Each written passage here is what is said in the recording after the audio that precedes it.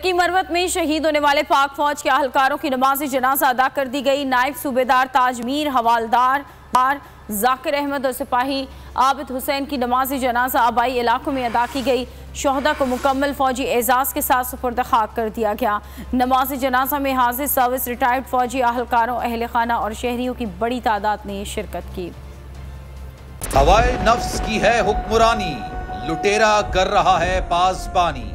बोल न्यूज के marketing head आकाश राम ताहाल लापता, तफ्तीशी इदारे जवाब देने से कासिर। अहले खाना परेशान, बेटे की जुदाई में माँ गम से निढाल। जो बच्चो हिंदू हुआ पर आए थे जो को पाकिस्तानी, मुझे मेहरबानी करे पंहिंजो आकाश वापस कयो।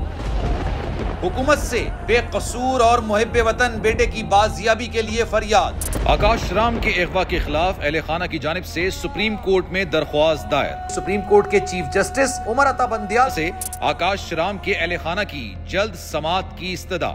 मुश्किल की इस घड़ी में आलमी मीडिया ने भी उठाई आवाज।